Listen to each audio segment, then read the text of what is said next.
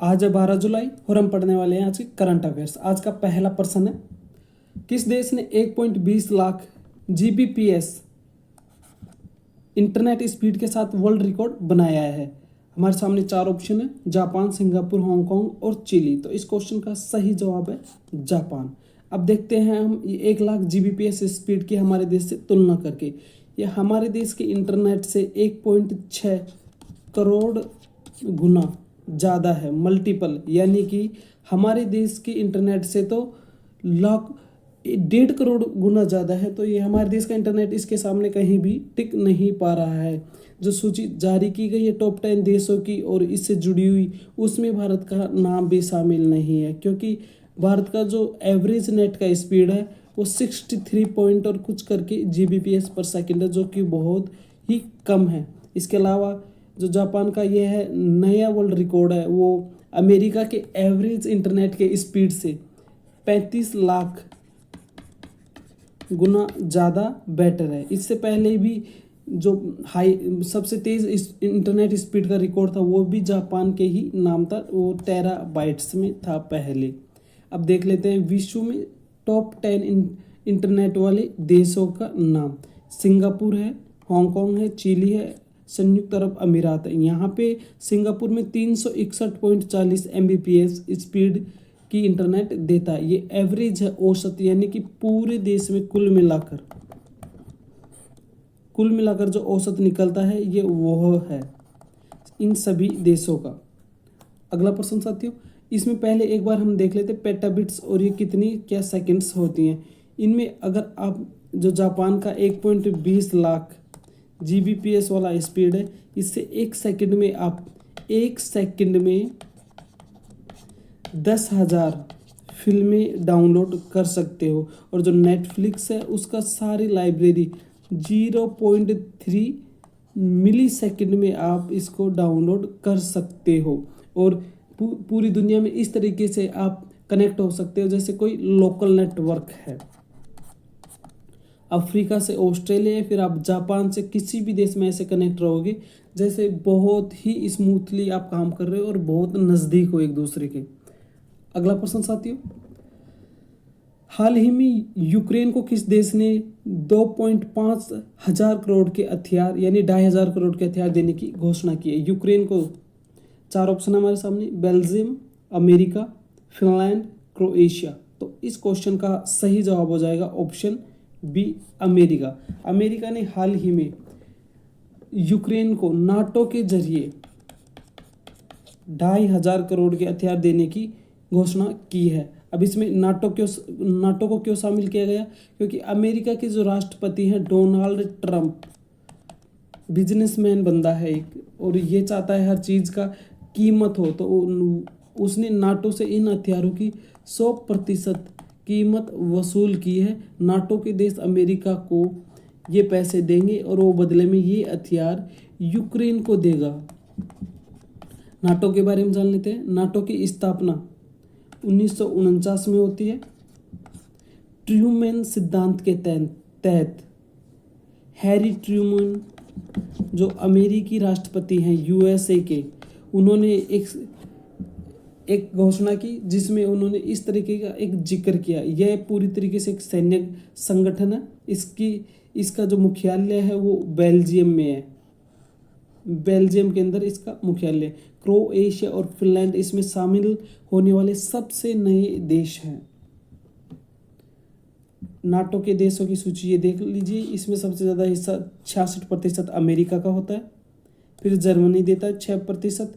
इस तरीके से ये बनता है। अब इसमें यूक्रेन को पैट्रियट मिसाइलें भी दी जाएंगी। इसको आप थोड़ा सा देख लीजिएगा। अगला प्रश्न साथियों, हिंदुस्तान यूनिलीवर लिमिटेड की पहली महिला सीईओ कौन बनी है? चार ऑप्शन है, क्रिस्टी कवेंट्री, निर्मला सीतारमण, प्रिया नायर, हरमनप्रीत कौर। तो इस क्वेश्चन का सही जवाब हो जाएगा ऑप्शन सी, प्रिया नायर।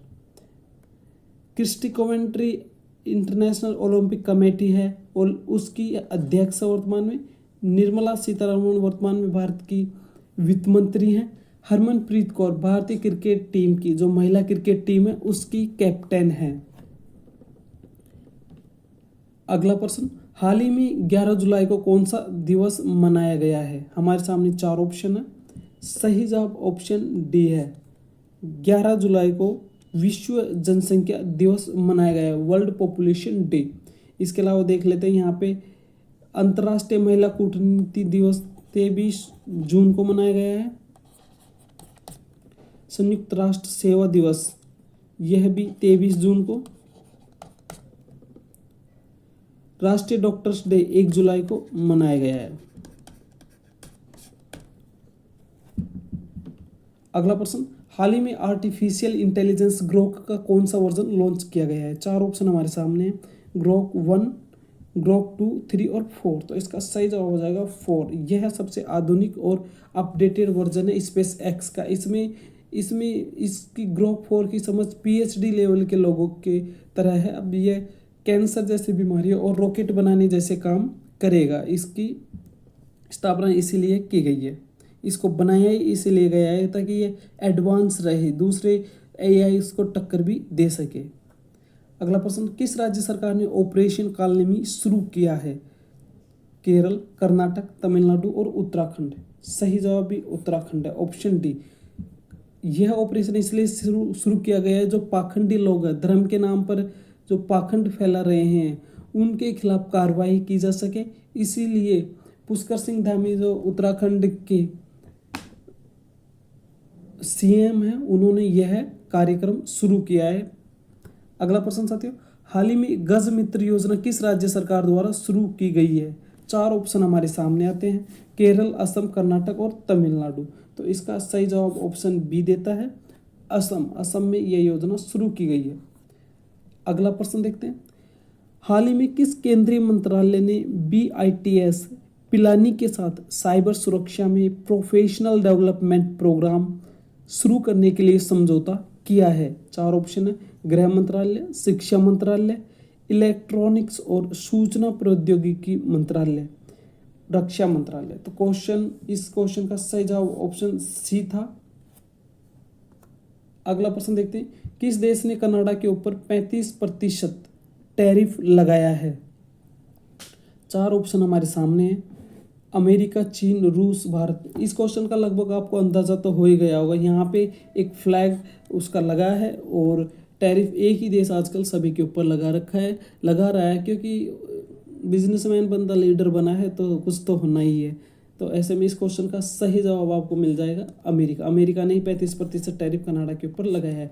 और इसके साथ ही ट्रंप ने ये भी कहा है, जो अमेरिकी राष्ट्रपति है, अगर कनाडा इसका कोई जवाब देता है तो उसके ऊपर 20% टैरिफ और लगा देंगे। यानी कि एक तरीके से ये वार्निंग भी कनाडा को दे दी गई है। ये एक धमकी है व्यापार युद्ध की तरह। अब टैरिफ को देख लेते हैं, टैरिफ क्या होता है? टैरिफ एक तरीके से ये देखो सीमा शुल्क है।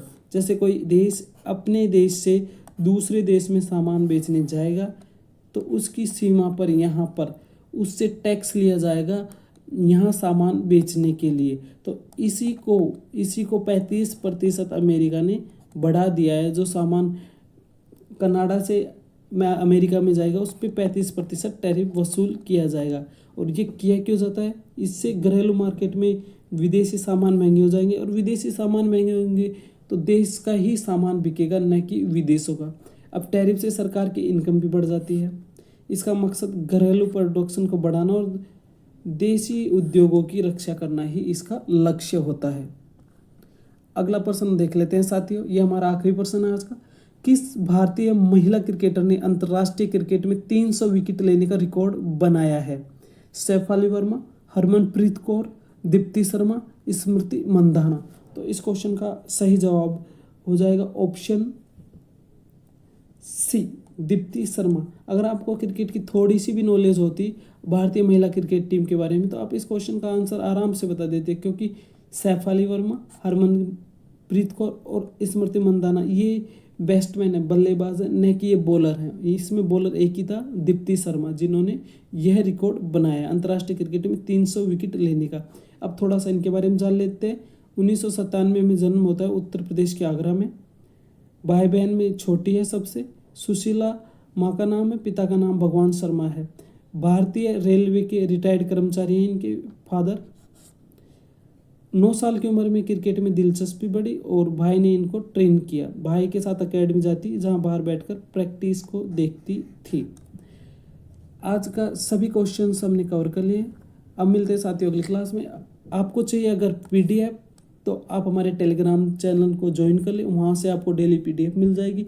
और इस चैनल को सब्सक्राइब करना ना भूलें, आपको डेली अपडेट्स इस पर मिलते रहेंगे करंट अफेयर्स के। अब मिलते हैं साथियों अगली क्लास में, तब तक के लिए जय हिंद जय भारत।